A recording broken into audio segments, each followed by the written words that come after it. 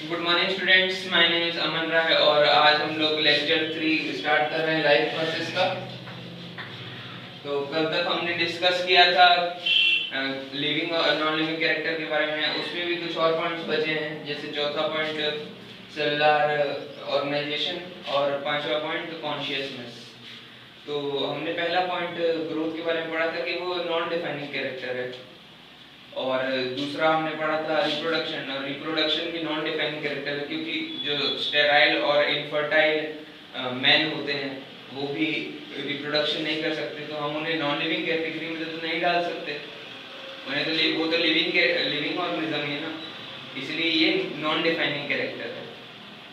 और तीसरा हमने मेटाबॉलिज्म के बारे में पढ़ा था, वो एक डिफाइनिंग कैरेक्टर है, क्योंकि मेटाबॉलिज्म नॉन लिविंग थिंग्स नहीं करते हैं। ठीक है, तो आज हम लोग पढ़ने वाले हैं सेलुलर ऑर्गेनाइजेशन और कॉन्शियसनेस के बारे में। तो ये देखिए, सेलुलर में पहले से ही लिख के रखा हूँ। तो सेलुलर ऑर्गेनाइजेशन क्या होता है? सबसे पहली बात, जैसे सेलुलर ऑर्गेनाइजेशन आपने 9th क्लास में भी पढ़ा होगा। जैसे सेल है, सेल से मिलके टिश्यू बनता है, टिश्यू से मिलके ऑर्गन बनते हैं, ऑर्गन से मिलके ऑर्गन सिस्टम बनते हैं, ऑर्गन सिस्टम से मिलके ऑर्गेनिज्म बनता है। ये आपने पढ़ा होगा। और जैसे लिविंग ऑर्गेनिजम्स में जो एक सिंगल सेल ऑर्गेनिज्म है, सिंगल सेल ऑर्गेनिज्म, वो भी एक इंडिपेंडेंट लिविंग शो करता है। यानी वो अमीबा है, एक्सक्रीशन भी करता है, रिप्रोडक्शन भी कर लेता है, न्यूट्रिशन भी लेता है, सब चीज कर लेता है वो खुद से। तो वो एक इंडिपेंडेंट लिविंग शो करता है। तो और कोई नॉन लिविंग थिंग की बात करें तो उनमें सेल्स नहीं होते बेसिकली। लेकिन हाँ, एक चीज हमने देखा कि एक सिंगल सेल से छोटा स्ट्रक्चर, एटम या मॉलिक्यूल, यानी लिविंग प्रॉपर्टी शो नहीं करता है, इंडिपेंडेंट एग्जिस्टेंस शो नहीं कर सकता, क्योंकि सिंगल सेल यानी जैसे एमीबा हो गया, पैरामीशियम हो गया, यूग्लिना हो गया, सब वो कर लेते हैं खुद से ही। तो हम कह सकते हैं कि सिंगल सेल भी इंडिपेंडेंट लिविंग शो कर सकता है। तो कम से कम सिंगल सेल होना जरूरी है लिविंग कैरेक्टर के लिए। ठीक है, सिंगल सेल होना जरूरी है। तो क्या हम इसे लिविंग ऑर्गेनिज्म का डिफाइनिंग प्रॉपर्टी कह सकते हैं? तो आइए, उससे पहले हम लोग कुछ पॉइंट्स में लिखे हैं, उस पे गौर किया जाए। Anything less than a complete structure of cell does not ensure the independent living। ये मैंने आपको बताया, यानी कम से कम एक सेल का होना जरूरी है। अगर एक सेल से भी छोटा कोई चीज है, वो इंडिपेंडेंट लिविंग शो नहीं कर सकता, वो इंडिपेंडेंट लिविंग शो नहीं कर सकता, बिल्कुल नहीं। जैसे एग्जांपल, आप एमीबा, पैरामीशियम आप जानते ही हैं, वो इंडिपेंडेंट लिविंग शो करेंगे। और इसीलिए सेल को fundamental structural and functional unit कहा जाता है।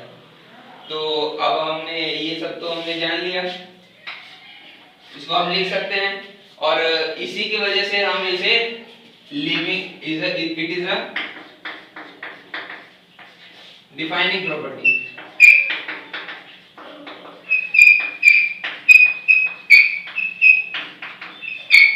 इसलिए इसे हम डिफाइनिंग प्रॉपर्टी कहते हैं। सो स्टूडेंट्स, अब हम लोग कॉन्शियसनेस के बारे में डिस्कस करने वाले हैं। क्या कॉन्शियसनेस लिविंग कैरेक्टर है या नहीं? तो सबसे पहले हम जानते हैं कॉन्शियसनेस होता क्या है। तो देखिए, कॉन्शियसनेस क्या है?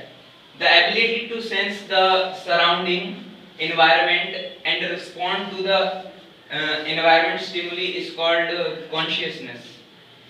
यानी इसका मतलब है हम कैसे रिस्पॉन्ड करते हैं हमारे एक्सटर्नल स्टिमुली जो हमें मिल रही है। जैसे आप देखते होंगे कि जैसे गरम दूध है का ग्लास है, उसे आप यानी मान लीजिए आप अचानक ऐसे ही वो आप टच कर दिए, तो आप अचानक देखिएगा, यानी वो अचानक ही आप तुरंत अपना हाथ उसे दूर ले जाइएगा अपनी बॉडी की तरफ। तो ये क्या है, ये कैसे हो रहा है, ये आपका कॉन्शियसनेस है। आप स्टिमुली आप पढ़िएगा, स्टिमुली और कॉन्शियसनेस के बारे में कंट्रोल एंड कोऑर्डिनेशन चैप्टर में, तो वहां पे आप डिटेल में पढ़िएगा। तो और फिर आप सोच रहे होंगे तो हम लोग तो कर लिए, यानी कॉन्शियसनेस हम लोग में तो है, जैसे हम लोग ने ये एक्टिविटी हमने परफॉर्म की। उसके बाद फिर आप सोच रहे होंगे कि प्लांट कैसे करते हैं, तो प्लांट भी करते हैं। जैसे सुबह लाइट पड़ती है तो सनफ्लावर रहता है वो अपने आप खिल उठता है, तो कैसे हो रहा है, वो भी अपने इन्वायरमेंट स्टिमुली के हिसाब से रिएक्ट करता है, ठीक है। तो उसमें भी क्या नाम है, कॉन्शियसनेस प्रॉपर्टी होती है, ठीक है। अब मैं यहाँ पे एक वर्ड लिखा हूँ, ये सेल्फ कॉन्शियसनेस। सेल्फ कॉन्शियसनेस क्या होता है, ये थोड़ा सा एक्स्ट्रा है। तो सेल्फ कॉन्शियसनेस ये होता है कि सेल्फ कॉन्शियसनेस पहले बता दूं, ये सिर्फ ह्यूमंस में होता है। सेल्फ कॉन्शियसनेस सिर्फ ह्यूमन में होता है, क्योंकि सेल्फ कॉन्शियसनेस जैसे मान लीजिए कोई भी आगे के बारे में सोचना, आगे के बारे में यानी अपने फ्यूचर्स के बारे में भी सोच सकते हैं। ह्यूमन का इतना ब्रेन डेवलप हो चुका है कि वो कोई सा भी सिचुएशन आ जाए उसके बारे में वो इमेजिन कर सकता है।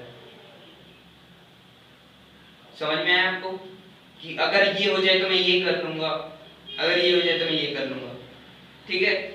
अगर मैं पढ़ नहीं रहा हूं तो मुझे क्या करना चाहिए, वो सोच सकता है कुछ भी। समझ में आया, सिर्फ ह्यूमन ही ऐसा कर, ह्यूमन के पास ही सिर्फ सेल्फ कॉन्शियसनेस की प्रॉपर्टी होती है।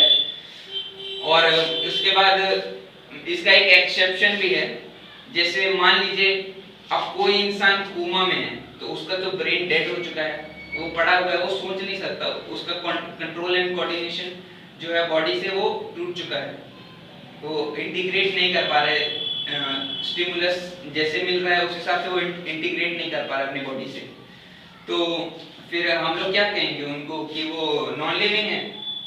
नहीं ना, वो भी लिविंग है। हम लोग में से मान लीजिए हम लोग में से किसी को ह्यूमन में किसी को कोमा हो जाए, कोमा कंडीशन में चले जाए, तो क्या वो नॉन लिविंग होगा? नहीं ना। तो फिर क्या इसे हम लिविंग कैरेक्टर कह सकते हैं? इसे हम लिविंग कैरेक्टर, डिफाइनिंग कैरेक्टर,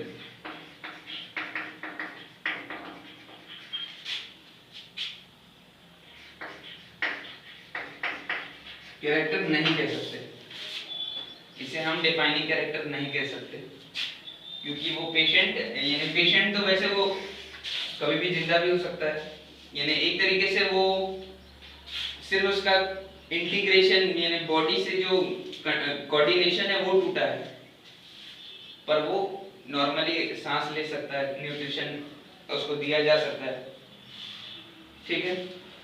तो ये एक डिफाइनिंग कैरेक्टर है लिविंग ऑर्गेनिज्म का। तो अब हम लोग अगले लेक्चर में न्यूट्रिशन, इन सब के बारे में, न्यूट्रिशन, एक्सक्रीशन हो गया और सर्कुलेशन, ये सब के बारे में डिस्कस करेंगे। तो थैंक यू।